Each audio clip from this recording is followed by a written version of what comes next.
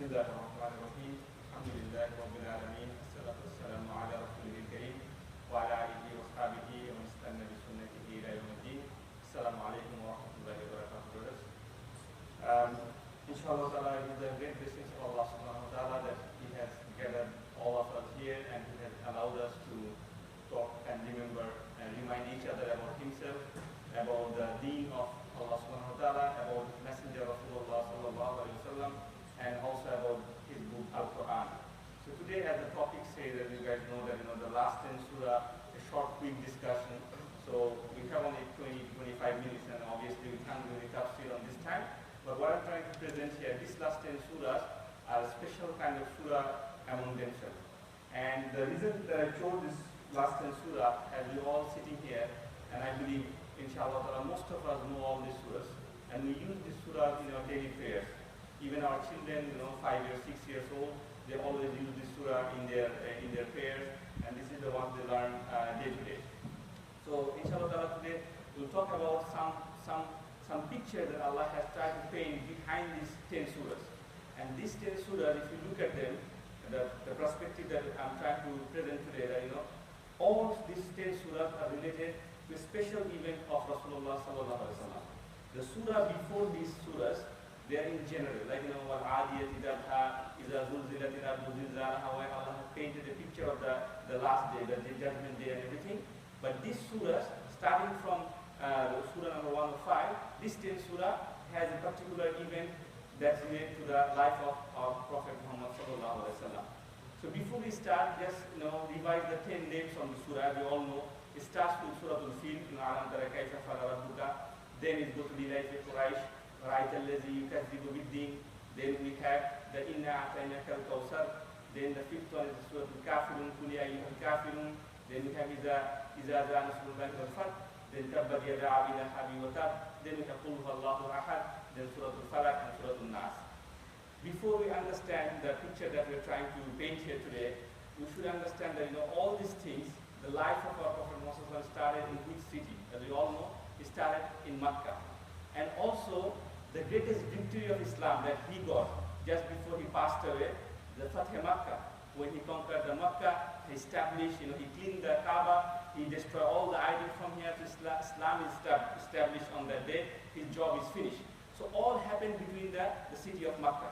And who is the founder of the city of Makkah? As we all know, this is none other than Ibrahim alayhi salam. And these surahs, these 10 surahs, especially the first few surahs, are closely related to the dua of Ibrahim alayhi salam. This dua of Ibrahim alayhi salam is mentioned in the Quran in two places. One place in Surah Al-Ibrahim, very easy to remember, the dua of Ibrahim in Surah Al-Ibrahim. And another place is Surah Al-Baqarah. So we'll talk about the dua of Ibrahim in Surah Al-Baqarah. I'm not going to go into the Arabic because there's a few verses, but they are starting from ayah number 124 to Surah Al-Baqarah, finishing at 128, 4-5 ayah about this one.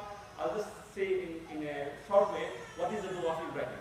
Basically, Allah subhanahu wa ta'ala said that, I have given a lot of tests to Ibrahim alayhi salam. As you all know, he has been given tests, jump into the fire.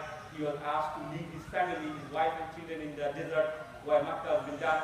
And then when Ismail alayhi salam grew up, Allah gave him the dream, take him and do the zabiha of the that is another test. All these tests was given to Ibrahim alayhi salam. And then Allah said in that ayah, I have given a lot of tests to Ibrahim alayhi salam. Now I'm going to make you inni ja'iluka linnasi imama. I will make you the imam of the whole human being. And just after Allah give this, title to Ibrahim alayhi salam, right when he asked, okay Allah, that's fine. I'm happy that you have given me. But what about my nation? What about my generation that's coming up? My son, my grandson, and everything. Then Allah said, that's fine. Some of them will be good. Some of them won't follow the path of Allah subhanahu wa ta'ala. And then he understood that, and then he asked the second thing. He asked, oh Allah, this city that you have told me to come here, the Makkah, make it a peaceful city. So he asked for peace. And then he said, Allah, give the prosperity of this city. Give fruits to the city. Fruits here mean give him the prosperity. You must have listened to this word, peace and prosperity of a city. If this city only had peace, but there is no business here, nothing here, everything is safe, but no business, no job, nothing, people cannot live here. You need both the things. You need safety, at the same time, you need prosperity. So, What did Ibrahim ask? First he asked that Allah make this city safe. Second he asked, Allah make this city prosper, meaning give the food and everything. And then he said, Allah make the risk, your risk to the people who believe in you. But then Allah said the important thing. Allah said, no, not only to the believing people, I will give risk even to the non-believing people for some time. And that's what's happening in the dunya, right? That's what happened to the Quraysh. Allah gave risk to both of the people. And this is why at the end of the dua of this, then he says to Ismail al-Islam, we're going to say, oh Allah, also I want another thing from you, another dua I have from you, send a Rasul among themselves. Meaning, this city will be populated one day. And from this Makkah city, I want a Rasul from you. A Rasul will come and he will recite your ayah. And he will teach in the book. And he will give you the wisdom and he will purify you. So he asked this dua to Allah subhanahu wa ta'ala. Now if we come to the Surah Al-Fil, now we know the dua of Ibrahim. We come back to the 10th surah. The first surah is Alam Tara Kaifa Fa'ala Rabbuka bi Ashabil Fil. You all know the story of the elephant. The surah name is elephant. What happened here? The people, the king Abraha is trying to attack the Makkah with the elephant. And he's trying to destroy the Kaaba, destroy the city. And what did Allah do? Allah sent the birds and he saved the city. So Allah fulfilled the first part of the dua of Ibrahim. Ibrahim said, Allah make this city safe and everything. And Allah made it safe. Allah saved it and Allah mentioned it in the Surah Al-Fil. The next surah, the next part of the dua of Ibrahim, what he said, that Allah make this city peaceful and then you give your risk. Then Allah said, Lilayf al-Quraysh ilafihim.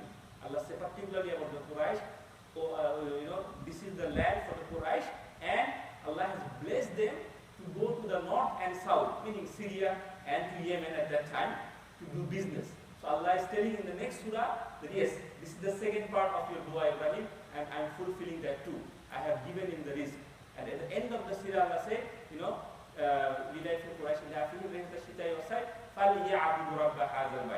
so this is why I gave you the rizq, I gave you the blessings. Now you should you should worship this house, this Kaaba. So he's telling the Quraysh that look, I am giving you the blessings and sorry? Yes. So and then he said that fulfill the worship the Lord of this Kaaba. And then what did Quraysh do? The Quraysh was not following the instruction of Allah subhanahu wa ta'ala. Rather, most of them at that time, they were cheap in their mind. They even don't like the yatim and everything. And that's what Allah mentioned in the next surah, Allah is saying, these people, I have blessed them, I have saved the city for them, and I have given them the risk. Instead of worshipping the Lord of the Kaaba, what they are doing now, they are being disbelieving in the day of judgment.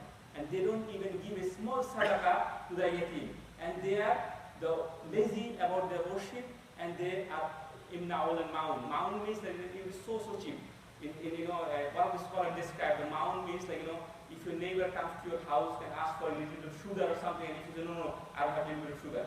Even the cheapest thing, that is called ma'un. So Allah is telling here, look, this Quraysh, the people who I saved the city for them, I give them the risk, they are not worthy of it. They are not the worthy people of it. And the next part of the dua of Ibrahim, he said, Allah saying them a Rasul.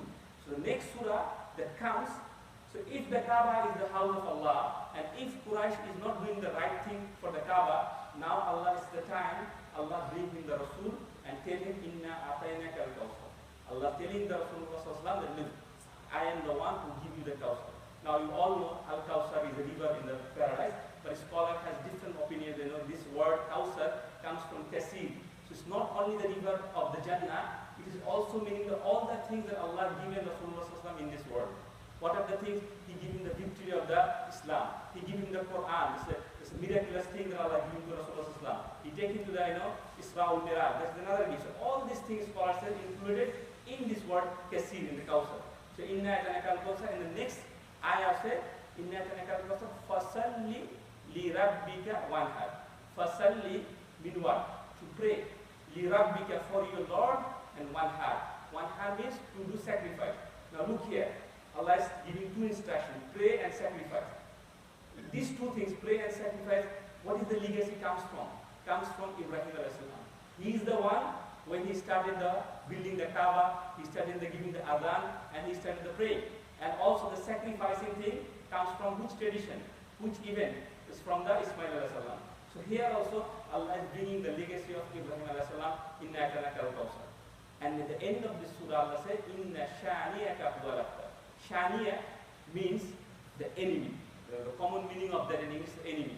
So Allah is saying, but this is in this surah obviously is a particular person Allah is talking about, that he is the one who said bad things when Rasulullah lost his son, and he was, spreading the wrong things, and he was, making fun of that, he lost his son and everything. So Allah is talking about him, but in between the lines we know that now, although our Prophet he is also from the same city, he is also from the same Quraysh, he's not from a different tribe, but now Allah is saying no, even if you are from the same blood, even if your father is the same, you are from the same father Ibrahim alayhi salam, but it is not the way to distinguish between self.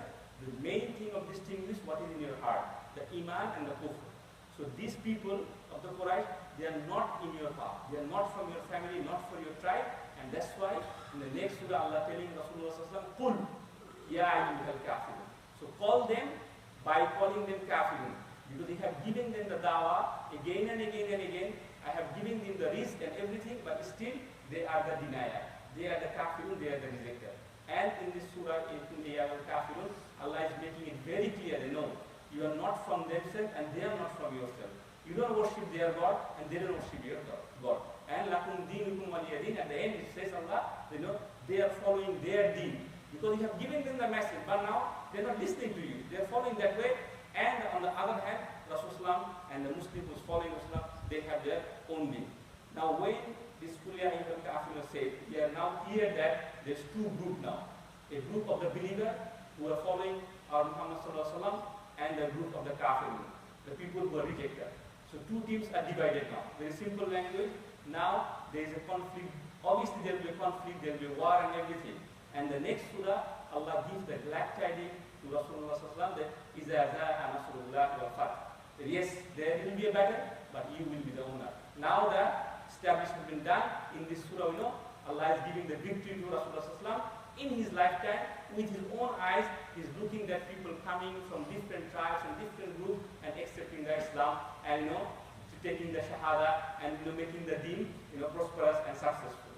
Now the last few surahs after this, to understand that we have to take a little bit of tangent in this, because the next surah is Tabbat Yada Abi Lahab wa Tab. How this is connected? Whenever Allah gives a big victory to any prophet, to any Rasul, he shows him some sign in this dunya. Same thing happened with Musa alayhi salam. Before the sign, before the last thing that happened with Musa alayhi salam, as you all know, he took the Bani Israel with him, he put his stick in the sea, the Red Sea opened up and he passed through the sea, right? You all know this thing. But before this happened, Allah gave him different signs to the Pharaoh. He gave him the rain, he gave him the hand, the snake, the sticks, all these signs were given to Pharaoh and the people of Bani Israel. So same thing here. Allah is telling us, look, these people who are against you now, one of them, the Lahab, the Abu Lahab, look at his punishment, what's happening with him. Tabbat yada Abi Lahab wa tab. What is happening with him in this dunya? How he has a death which is very disgraceful. It is said in the books of the history, when Abu Lahab died, even his sons, his relatives couldn't touch him because he got a disease, a skin disease. So they have to use a stick to throw him into the grave. And as you all know that he will be never, as Allah mentioned in the surah, that he will never ever have anything from the Jannah, he will be in the Jahannam forever. And that's what mentioned in the surah. Allah gives us a small sign before the big victory. And this is how it's connected here. Now we left with only the last three surahs. And these are the all famous three Qul, as you all know, Qul Huwallahu Ahad and everything. Now if you think properly, all these conflicts starting in the Makkah, the fighting between the Quraysh, the Kafirun, and everything. Why this is happening? What is the main agenda? What is the main top line? What is the main thing? La ilaha illallah. Isn't it the main thing? And that is the message of all the prophets. The La ilaha illallah. The tawheed of Allah subhanahu wa ta'ala. Isn't it? And that's why scholars say when you fight for a long time, you sometimes keep forgetting why the main purpose is. So at the end of the Quran, Allah is reminding all these stories you have, all this history of the prophets you have, all this about Makkah and the Kaaba and the jihad and all the fighting about the Rasulullah sallallahu about the Sahaba and everything. The main thing is Qul huwallahu ahad, Allahus samad. You have to remember this is the message of the Tawheed. And this is what happened. But you should understand one thing, this is not the first time that Allah is talking about Tawheed. As I mentioned, all prophets came with the same message. But what happened with the message?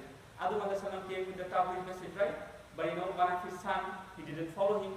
Nuh a.s. came with the message of Tawheed. He gave dawah for 950 years. And only few people listened to him.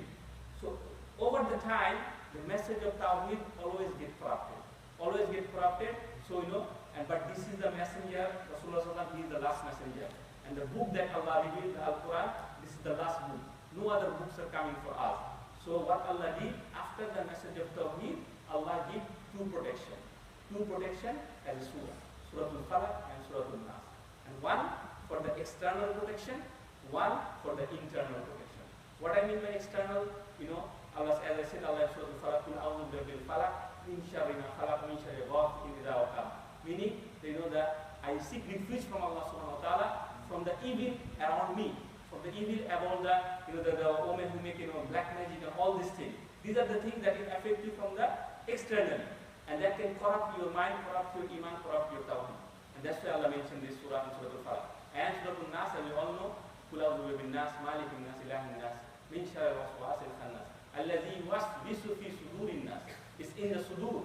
So the shaitan that talks you, give waswasa inside in your ear, and it corrupts your mind inside. So these two surah, as it's mentioned in the hadith, that these two surah is called mu'adatain. The two protector, basically, two protector of the tawhid. And this is how Allah ends the surah. And of course, each of the 10 surah have their own story, has own reasoning for the revelation. But behind the back, as you can see, they are all connected, all these things. And we recite this surah every day in our prayers and everything. So we should understand, whenever we recite, this is the picture from the life of our Muhammad sallallahu alaihi wasallam. This is the message of Tawheed, and this is the main message. And that's why, as you all know, the fadail of Surah Al-Ikhlas, Qul huwallahu ahad, and also the fadail of Qul al-Falaq, Qul al-Nas, they are protector of everything. And why it is that? Because this is the reason that Allah put this picture together. So inshallah ta'ala, we'll finish it up here today. And inshallah, if we get another chance, we'll talk about each surah one by one, if Allah gives us opportunities, and we'll go inside the deep details